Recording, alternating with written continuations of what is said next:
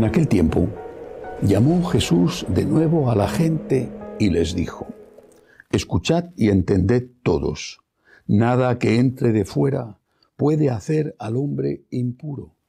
Lo que sale de dentro es lo que hace impuro al hombre. Cuando dejó a la gente y entró en casa, le pidieron sus discípulos que les explicara la parábola.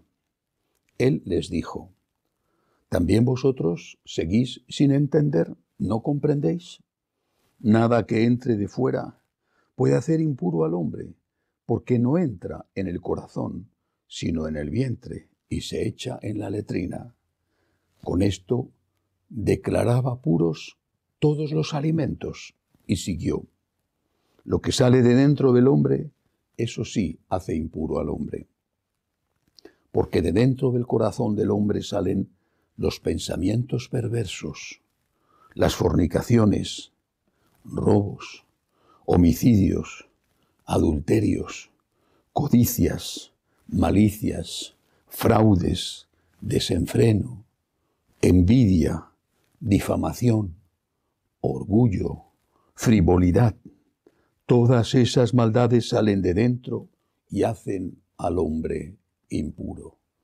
Palabra del Señor. Debió de ser muy difícil para los apóstoles y para los primeros cristianos aceptar que no había alimentos impuros.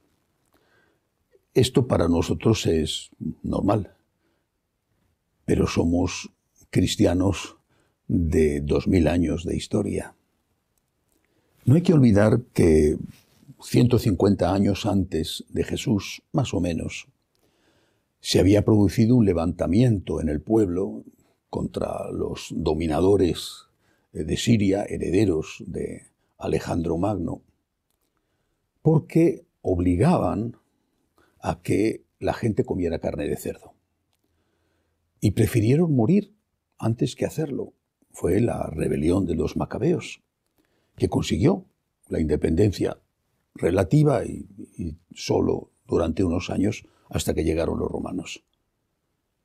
No querían ofender a Dios comiendo carne de cerdo. Y preferían morir antes que comer carne de cerdo, porque consideraban que comer ese alimento ofendía al Señor. Y ahora viene Jesús y les dice que pueden comer cualquier cosa. Con lo cual, aparentemente, estaba diciendo que aquellos que ellos consideraban sus héroes, sus mártires, habían muerto en vano por una tontería. Digo aparentemente porque en realidad murieron no por no comer carne de cerdo, sino por no querer ofender a Dios, tal y como ellos en ese momento consideraban que Dios era ofendido.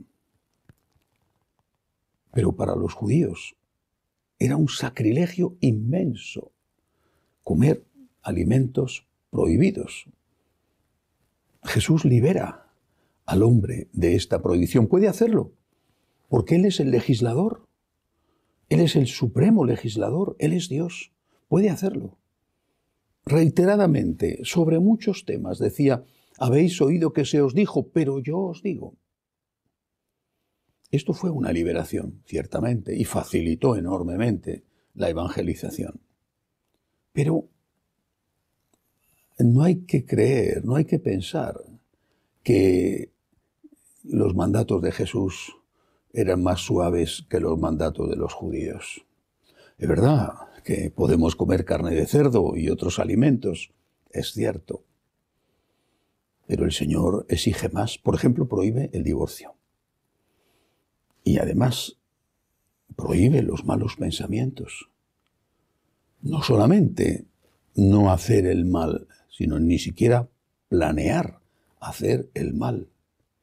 Por eso enumera esta lista de instintos que están en el corazón del hombre y que cuando se consienten se convierten en pecados, incluso aunque no se lleguen a realizar.